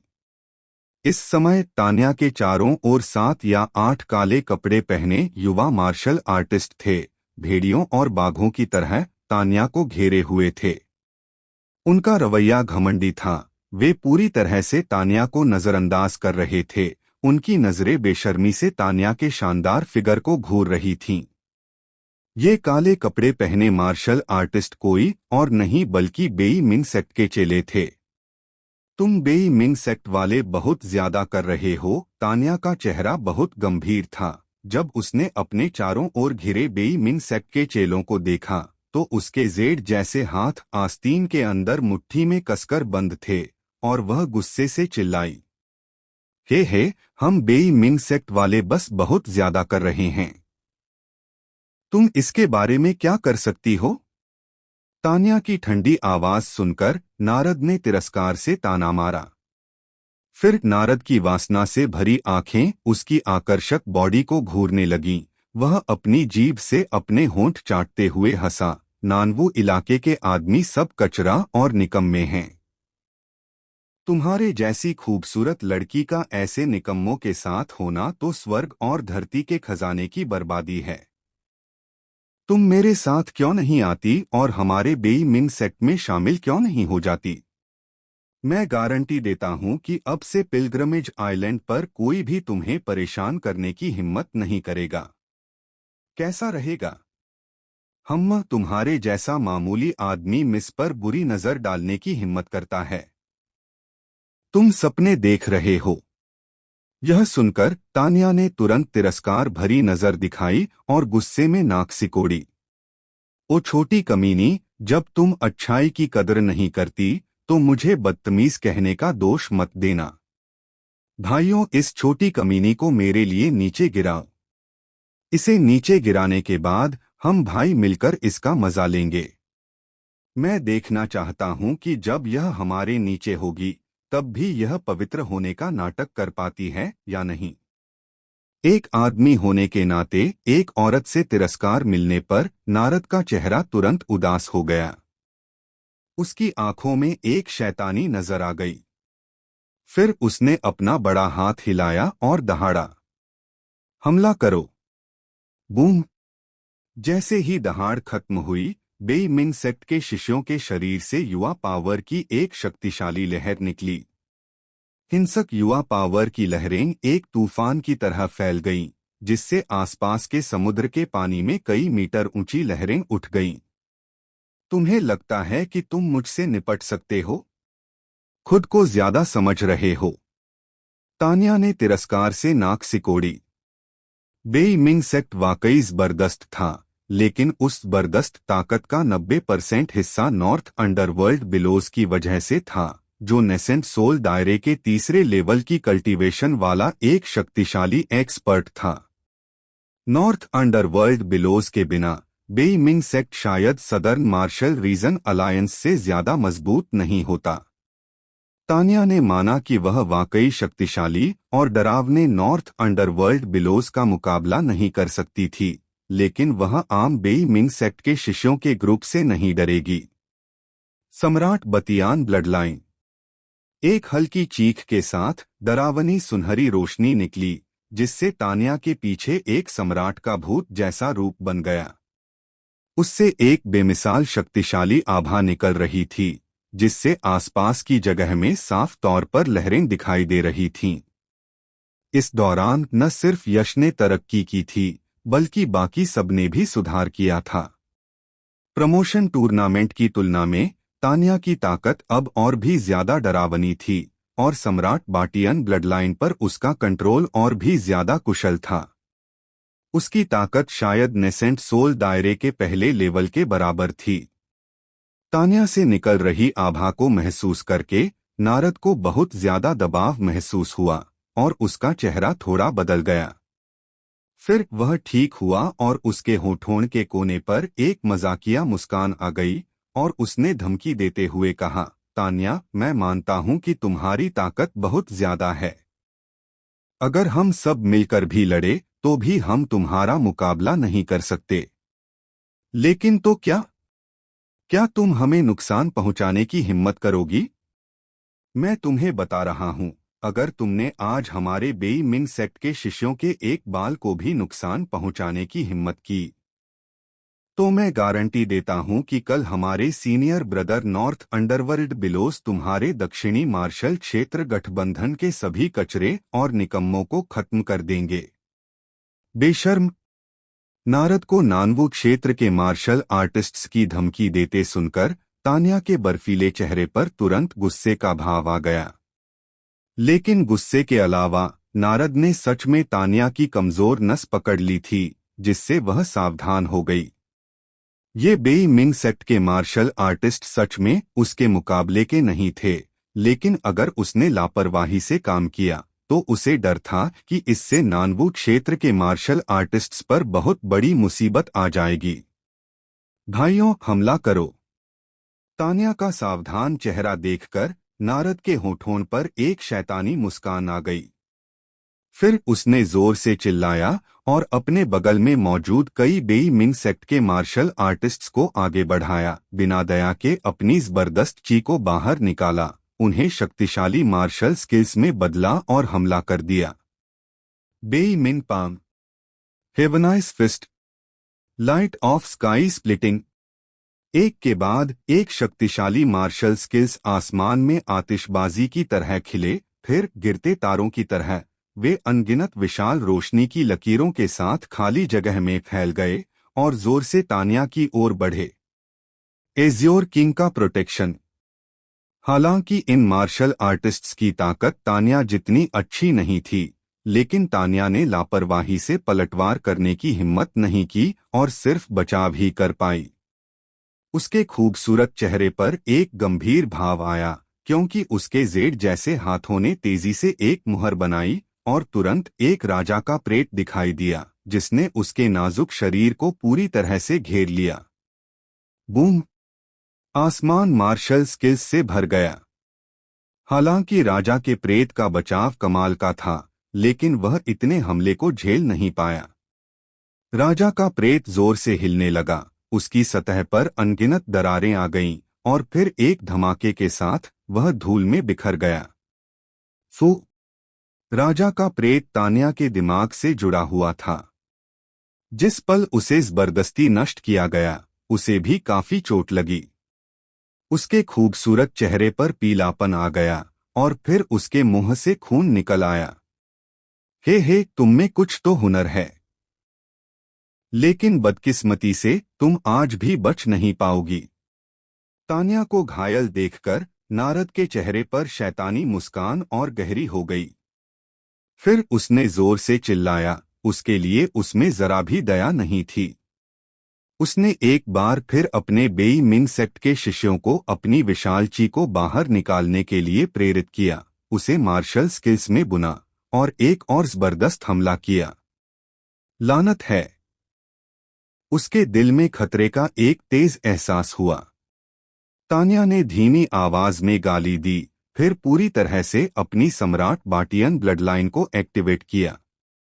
विशाल और शक्तिशाली सुनहरी रोशनी एक ज्वार की लहर की तरह उमड़ी, उसके पीछे वॉइड दायरे में एक राजा का प्रेत बन गया, जिससे एक शक्तिशाली और प्राचीन आभा निकल रही थी। सम्राट बाटियन मुट्ठी! तान्या ने धीरे से चिल्लाया और राजा के प्रेत ने जोर से मुक्का मारा। चमकदार सुनहरी रोशनी में नहाया हुआ मुक्का लगातार बड़ा होता गया, आखिरकार आसमान और सूरज को ढक लिया, जैसे कि यह प्राचीन काल का एक सुनहरा पहाड़ हो जिसमें बेजोड़ भयंकर शक्ति थी, और जोर से टकराया। कितनी भयानक शक्ति है! इस एक मुक्के ने, सिर्फ उससे निकलने वाली मुक्के की ताकत से, बेई मिंग सेक्ट के मार्शल आर्टिस्ट्स द्वारा इस्तेमाल की गई अनगिनत मार्शल स्किल्स को खत्म कर दिया। उन बेई मिंग सेक्ट के मार्शल आर्टिस्ट्स के चेहरों पर घबराहट साफ दिख रही थी, उनके दिमाग कांप रहे थे। नारद के चेहरे पर भी डर दिखा, लेकिन उसने जल्दी से खुद को शांत किया और ठंडे लहजे में धमकी देते हुए चिल्लाया, तान्या, तुम्हारी हिम्मत कैसे हुई? तुमने सच में हमारे बेई मिंग सेक्ट के शिष्यों पर हमला करने की हिम्मत की? क्या तुम्हें डर नहीं है कि तुम्हारे नानवू क्षेत्र के साथियों को हमारे senior brother North Underworld Billows मार डालेंगे? लानत है! यह धमकी सुनकर तान्या का चेहरा पूरी तरह बदल गया। उसने तुरंत अपनी ची को घुमाया और जबरदस्ती राजा की मुट्ठी को, जो पहले ही निकल चुकी थी, उसे खत्म करने के लिए कंट्रोल किया। इस काम से उसे जबरदस्त झटका लगा। उसके लाल होंठ थोड़े से खुले और उसने एक और मुंह खून थूका। अच्छा मौका! यह देखकर नारद की आंखों में एक बेरहम भाव आया। उसने अचानक अपने हाथ कसकर बंद किए और एक काला लंबा भाला तुरंत उसके हाथ में आ गया। उसकी शक्तिशाली ची तेजी से उसमें बह गई और काले लंबे भाले से हिंसक आभा की लहरें फैल गईं। बाटियन भाला!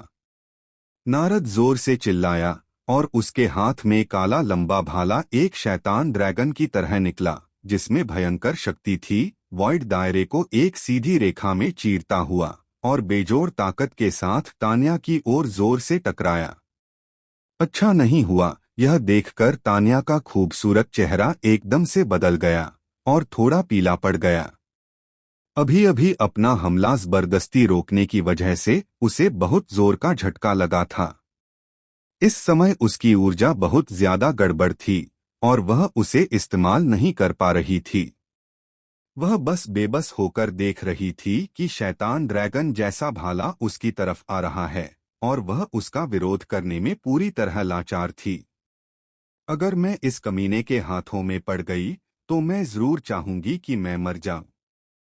इससे अच्छा है कि मैं खुद ही सब खत्म कर दूं।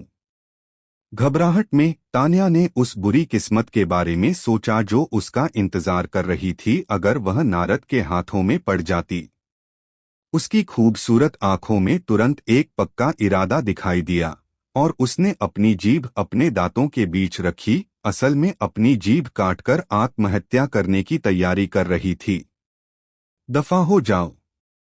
हालांकि जैसे ही तान्या अपनी जीभ काटने वाली थी और नारद का भाला पहुंचने ही वाला था, अचानक इस समुद्री इलाके में एक बहुत ठंडी और डरावनी आवाज गूंजी। यह आवाज बहुत डरावनी थी। जिस पल यह आवाज आई, आसमान और जमीन कांप गए, नीचे का समुद्री पानी जोर से हिलने लगा और दिखाई देने वाली लहरें वॉइड दायरे में एक तूफान की तरह फैल गईं। स्विश! बूम! और जैसे ही वह आवाज बंद हुई, तान्या के सामने का वॉइड दायरा अचानक एक शैतान राजा की खड़ी आंख की तरह एक काली स्पेस दरार में फट गया। तुरंत बाद उसके अंदर से रोशनी की एक चमकदार 5 रंगों की धारा निकली, जो जोर से सीटी बजाते हुए काले लंबे भाले पर लगी। पहले धातु के टकराने की एक तेज आवाज आई और फिर स्वर्ग ग्रेड मीडियम ग्रेड खजाने की चीज स्तर के काले लंबे भाले से असल में एक दुख भरी चीख निकली। भाले के शाफ्ट पर अनगिनत दरारें तेजी से फैल गईं, और जब दरारें अपनी सीमा तक पहुंच गईं, तो काला लंबा भाला एक धमाके के साथ धूल में बदल गया। आह! नारद ने एक दर्दनाक चीख निकाली। काले लंबे भाले के टूटने के साथ उसके हाथ, जिन्होंने भाला पकड़ा हुआ था, उन्हें भी बहुत ज्यादा नुकसान हुआ। उसका शेर का मुंह फट गया था और उसकी दोनों बाहों की त्वचा पर दरारें पड़ गईं, खून तेजी से बह रहा था। फिर उसका पूरा शरीर पीछे की ओर उड़ गया। क्या हो रहा है? इस अचानक हुए दृश्य ने तान्या को थोड़ा हैरान कर दिया। तान्या, क्या तुम ठीक हो? तभी तान्या के कानों में एक कोमल आवाज आई। यह आवाज बहुत जानी पहचानी थी। जिस पल उसने इसे सुना, तान्या अनजाने में हैरान रह गई।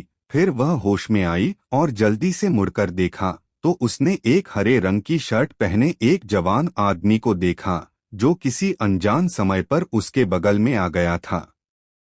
हरे रंग के कपड़े पहने इस जवान आदमी को देखकर तान्या के खूबसूरत चेहरे पर तुरंत खुशी की एक झलक दिखाई दी। यश, तुम यहाँ हो। हरे रंग के कपड़े पहने यह जवान आदमी निस्संदेह यश था। यह जानने के बाद कि तान्या खतरे में है, वह जितनी जल्दी हो सके वहां पहुंच गया। जब वह इस समुद्री इलाके में पहुंचा तो उसने देखा कि तान्या संकट में है। अगर केशव और दूसरे लोग आते तो वे जरूर बेबस होते और सिर्फ तान्या को नारद के खतरनाक भाले से बुरी तरह घायल होते हुए देख पाते। लेकिन किस्मत से यश आया। उसने स्पेस मिस्ट्रीज को कंट्रोल किया और एक ही टेलीपोर्टेशन से वह तान्या के पास पहुंच गया और उसकी मदद करके संकट को खत्म किया। लानत है! यह जंगली कुत्ता कहां से आया जो हमारे बेई मिंग सेक्ट के मामलों में दखल देने की हिम्मत कर रहा है? हालांकि इससे पहले कि यश कुछ बोल पाता, अचानक एक बहुत ही खतरनाक और गुस्से वाली आवाज सुनाई दी। बोलने वाला कोई और नहीं बल्कि नारद था, जिसे उड़ा दिया गया था। उसके गुस्से से भरे चेहरे को देखकर साफ था कि यश के उसके अच्छे काम में दखल देने से वह बहुत ज्यादा नाराज था। नारद की बातें सुनकर यश का चेहरा हमेशा की तरह शांत रहा, लेकिन उसकी गहरी आंखों में एक ठंडी चमक आ गई। वह धीरे धीरे मुड़ा, उसकी तरफ देखा और कहा, तुम बेई मिंग सेक्ट के चेले हो? हाँ, हम बेई मिंग सेक्ट के चेले हैं। नारद ने शायद यश की आंखों में ठंडी चमक नहीं देखी थी और घमंड से और अकड़कर अपनी ठोड़ी ऊपर उठाकर कहा, अगर तुम बेई मिंग सेक्ट के चेले नहीं होते तो शायद मैं तुम्हें आज जाने देता। लेकिन बदकिस्मती से तुम सब उस बेकार से सेक्ट के चेले हो। ऐसे में तुम में से कोई भी आज यहां से नहीं जा पाएगा। नारद को यह मानते हुए देखकर कि वह बेई मिंग सेक्ट का चेला है, यश की आंखों से तुरंत एक भयानक और ठंडी जानलेवा भावना फूट पड़ी। इसके तुरंत बाद उसके शरीर से एक शक्तिशाली और बेजोड़ चीज ऐसे निकली जैसे कोई पहाड़ गिर रहा हो और सुनामी आ रही हो, जिससे यश के ची छोड़ने से पूरी दुनिया कांपने लगी। मैं तुम्हें चेतावनी देता हूं, लापरवाही मत करो। हमारा बेई मिंग सेक्ट पिलग्रमेज आइलैंड की सबसे बड़ी ताकतों में से एक है। अगर तुमने हिम्मत करके कोई भी लापरवाही की तो न सिर्फ तुम्हारा बुरा हाल होगा, बल्कि तुम्हारी बेवकूफ़ी भरी हरकतों की वजह से तुम्हारे परिवार और दोस्तों पर भी बहुत बड़ी मुसीबत आएगी। यश से निकलने वाले डरावने ची के उतार चढ़ाव को महसूस करके नारद के चेहरे पर थोड़ी घबराहट दिखी, लेकिन अपनी पहचान के बारे में सोचकर उसने हिम्मत करके धमकी भरे अंदाज में दहाड़ा, तुम मौत के दरवाजे पर हो, इतनी बकवास क्यों कर रहे हो? यश ने तिरस्कार से मुस्कुराते हुए धीरे धीरे अपना दाहिना हाथ ऊपर उठाया। उसकी हथेली से एक भयानक आभा वाली डरावनी बिजली की चमक निकली। यश, जल्दबाजी मत करो। ये सब बेई मिंग सेक्ट के चेले हैं। हालांकि उनकी ताकत ज्यादा नहीं है, लेकिन उनका senior brother North Underworld Billows एक बहुत ही खतरनाक और ताकतवर एक्सपर्ट है। अगर तुमने इन्हें मार दिया तो पिलग्रमेज आइलैंड पर मौजूद नानवू रीजन के सभी मार्शल आर्टिस्ट बड़ी मुसीबत में पड़ जाएंगे। जल्दबाजी में कोई कदम मत उठाओ। यश को सच में नारद और दूसरों को मारने के लिए तैयार देखकर तान्या का चेहरा थोड़ा बदल गया और उसने जल्दी से उसे रोका।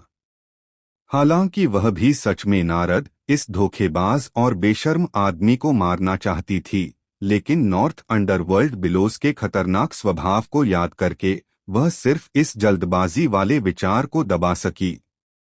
तान्या, तुम इस लड़के को जानती हो? लगता है यह लड़का भी नानवू रीजन का मार्शल आर्टिस्ट है। तान्या की बातें सुनकर नारद के चेहरे पर तुरंत एक शैतानी मुस्कान आ गई और उसने धमकी दी, लड़के, अगर हिम्मत है तो हमें छूकर दिखा। मैं गारंटी देता हूं कि अगर तुमने आज हम में से किसी भी सीनियर ब्रदर को छूने की हिम्मत की तो कल पिलग्रमेज आइलैंड पर मौजूद नानवू रीजन के सभी मार्शल आर्टिस्टों को हमारे senior brother North Underworld Billows मार डालेंगे। और हाँ, बेहतर होगा कि तुम अभी घुटने टेक कर मुझसे माफी मांग लो, वरना जब हम वापस जाकर सीनियर ब्रदर को इसके बारे में बताएंगे तो तुम्हारे नानवू रीजन के वे बेकार और निकम्मे लोग भी बड़ी मुसीबत में पड़ जाएंगे। यह जानने के बाद कि यश नानवू रीजन का मार्शल आर्टिस्ट है, नारद तुरंत निडर हो गया, क्योंकि पिलग्रमेज आइलैंड पर बहुत सारे नानवू रीजन के मार्शल आर्टिस्ट थे और उसे यह भी लगा कि यश भी तान्या की तरह उन बहुत सारे नानवू रीजन के मार्शल आर्टिस्टों की जिंदगी के बारे में सोचेगा और लापरवाही करने की हिम्मत नहीं करेगा। लेकिन बदकिस्मती से उनका आइडिया पूरी तरह गलत था। क्या तुम्हें लगता है कि तुम आज भी बच निकलोगे, बेवकूफ? नारद की घमंडी धमकी सुनकर यश ने बिना कुछ कहे अपनी आंखें घुमाईं, फिर उसकी नजर अचानक ठंडी हो गई और उसने ठंडे लहजे में कहा, जब तुम मरने के लिए इतने बेताब हो तो मैं तुम्हारी इच्छा पूरी कर देता हूँ। कड़क। जैसे ही उसकी आवाज खत्म हुई, यश की हथेली कांपी और उसके दाहिने हाथ में जमा बिजली की चमक तुरंत बहुत तेजी से फूटी, जो हैरान करने वाली मोटी बिजली की लपटों में बदल गई, जो बहुत तेजी से खाली जगह में फैल गईं और नारद और दूसरे बेई मिंग सेक्ट के शिष्यों की ओर बढ़ी। अच्छा नहीं हुआ। बूम, फूफ। मोटी बिजली की लपटों ने हवा को चीर दिया और उनकी बेजोड़ तेजी ने नारद को आने वाली मौत का भयानक एहसास कराया। उसका सिर लगभग फट गया, उसका चेहरा एकदम बदल गया और उसने जल्दी से अपने शरीर के अंदर की बढ़ती युआन क्यूई को एक डिफेंस बनाने के लिए इस्तेमाल किया। ठीक उसी पल हिंसक बिजली की लपटें जोर से नीचे आ गईं। नारद ने जो डिफेंस बनाया था वह हिंसक बिजली की लपटों के सामने पूरी तरह से कमजोर और नाजुक था। वह तुरंत खत्म हो गया और वह चीखा, खून थूकते हुए पीछे की ओर उड़ गया। नारद सिर्फ बुरी तरह घायल हुआ था और मरा नहीं था, लेकिन उसके बगल में बेई मिंग सेक्ट के शिष्य इतने खुशकिस्मत नहीं थे। ये बेई मिंग सेक्ट के शिष्य सिर्फ मूल कोर दायरे के तीसरे या चौथे लेवल के थे। यश की नजरों में वे चींटियों से भी कम थे। तो वे उसके हमले का सामना कैसे कर सकते थे, भले ही वह सिर्फ एक मामूली हमला क्यों न हो। एक ही सांस में वे बेई मिंग सेक्ट के शिष्य हिंसक बिजली की लपटों की चपेट में आ गए और कोयला बन गए, एक एक करके आसमान से नीचे गिरे और विशाल समुद्र में समा गए, हमेशा के लिए इस दुनिया से गायब हो गए। मुसीबत। नारद को बुरी तरह घायल और इतने सारे बेई मिंग सेक्ट के शिष्यों को बेरहमी से मारे जाते देखकर तान्या को इस बात की कोई खुशी नहीं हुई कि यश ने उसका बदला लिया था। इसके बजाय उसने इस काम के नतीजों के बारे में सोचा और उसका चेहरा कुछ पीला पड़ गया। यश को लगा कि तान्या किस बात को लेकर परेशान है। उसने उसके खुशबूदार कंधे पर थपथपाया और कहा, चिंता मत करो। जब मैंने हिम्मत करके यह कदम उठाया है तो इसका मतलब है कि मुझे बेइमिंग सेक्ट या नॉर्थ अंडरवर्ल्ड बिलोज से डर नहीं लगता। सिर्फ nascent soul realm third level की कल्टीवेशन मेरे सामने कोई मुसीबत खड़ी नहीं कर सकती। मुझे तुम पर विश्वास है। अगर कोई और कहता सिर्फ nascent soul realm third level की कल्टीवेशन, तो तान्या जरूर सोचती कि वह आदमी या तो पागल है या बेवकूफ। लेकिन ये शब्द यश के थे, जो उनके नानवू रीजन की युवा पीढ़ी का नंबर 1 प्रोडिजी था, एक हेवनली प्राइड सुप्रीम, जिससे तुरंत उसकी बातों पर बहुत ज्यादा भरोसा हो गया। ऊपर देखकर यश के होठों पर आत्मविश्वास भरी और आकर्षक मुस्कान देखकर तान्या अब घबराई हुई नहीं थी। तभी नारद की जहरीली दहाड़ दूर से आई, तुम कमीने जानवर, तुम्हारी हिम्मत कैसे हुई मेरे बेइमिंग सेक्ट के शिष्यों को मारने की? तुम मर गए। तुम पक्का मर गए। सीनियर ब्रदर तुम्हें बिल्कुल नहीं छोड़ेंगे और नानवू रीजन के कचरे और बेकार लोगों के उस ग्रुप को भी इसकी कीमत चुकानी पड़ेगी। अगर तुम दुनिया के दूसरे छोर तक भी भाग जाओ तो भी कोई फायदा नहीं होगा। भागना? तुम बहुत ज्यादा सोच रहे हो। भले ही नॉर्थ अंडरवर्ल्ड बिलोज मुझसे बदला लेने न आए, मैं अपने नानवू रीजन के मार्शल आर्टिस्ट्स के लिए न्याय मांगने उसके पास जाऊंगा। जो कोई भी मेरे नानवू रीजन के मार्शल आर्टिस्ट्स का अपमान करने की हिम्मत करेगा, उसे कीमत चुकानी पड़ेगी। चिंता मत करो, जल्द ही मैं तुम्हें और नॉर्थ अंडरवर्ल्ड बिलोज को येलो स्प्रिंग्स में फिर से मिला दूंगा। और हाँ, मरने से पहले मैं एक और बात जोड़ना चाहूंगा। तुम कहते रहते हो कि मेरे नानवू रीजन के मार्शल आर्टिस्ट्स कचरा और बेकार हैं, तो मुझे हैरानी है तुम क्या हो जिसे मैंने आसानी से कुचलकर मार डाला। यश ने नारद को ठंडी नजरों से देखा। उसकी आवाज नाइन नेदर हेल से आती हुई लग रही थी, जिससे रोंगटे खड़े हो रहे थे और बाल खड़े हो रहे थे। जैसे ही आखिरी अक्षर खत्म हुआ, उसने कोई हरकत नहीं की, बस एक हल्की सी आवाज निकाली, धड़ाम। जैसे ही आवाज आई, नारद को अचानक अपने आसपास वॉइड रियल में एक अदृश्य लेकिन भयानक रूप से शक्तिशाली ताकत महसूस हुई, जो एक बाढ़ की तरह उमड़ रही थी और उस पर जोर से दबाव डाल रही थी। उसके चेहरे पर तुरंत ही बहुत ज्यादा डर का भाव आ गया, और इससे पहले कि डर का यह भाव उसके पूरे चेहरे पर फैल पाता, उसका पूरा शरीर खून के धुएं में बदल गया, जो फिर आसमान और जमीन के बीच हवा में बिखर गया, पूरी तरह से खत्म हो गया। यश सुप्रीम, तान्या। नारद की मौत के कुछ ही देर बाद दूर से आवाजें आईं। ये केशव और उदय थे, जो नानवू इलाके के मार्शल आर्टिस्ट्स के एक बड़े ग्रुप को लेकर मदद के लिए आए थे। जब केशव और उदय वहां पहुंचे तो उन्होंने देखा कि आसपास का समुद्र शांत और सुकून भरा था। यश और तान्या के अलावा वहां कोई भी नजर नहीं आ रहा था। उनके चेहरों पर तुरंत ही हैरानी का भाव आ गया और उन्होंने पूछा, तान्या, तुमने कहा था कि तुम बेइमिंग सेक्ट के बदमाशों से घिरी हुई हो। वे बदमाश कहाँ हैं? क्या वे पहले ही भाग गए? उन कमीनों का काम हमारे यश सुप्रीम ने तमाम कर दिया है। अगर तुम लोगों का इंतजार करते तो डे लिली के फूल कब के मुरझा गए होते, तान्या ने आंखें घुमाते हुए मजाक में कहा। है? यह सुनकर केशव और उदय अजीब तरह से हंसे, फिर उत्सुकता से पूछा, वैसे तान्या, तुम्हें कौन सा बेइमिंग सेक्ट का बदमाश घेर रहा था? नारद, नॉर्थ अंडरवर्ल्ड बिलोज का नंबर 1 चमचा, तान्या ने सच सच कहा। जब उसने नारद का नाम लिया तो उसकी आवाज थोड़ी ठंडी थी। उस आदमी ने पहले उसे काफी बेइज्जत किया था। उसे यश को काम नहीं करने देना चाहिए था, बल्कि खुद ही उससे निपटकर अपना गुस्सा निकालना चाहिए था। नारद, हालांकि वह नारद थोड़ा नीच और बेशर्म था, लेकिन नॉर्थ अंडरवर्ल्ड बिलोज का टॉप चमचा होने के लिए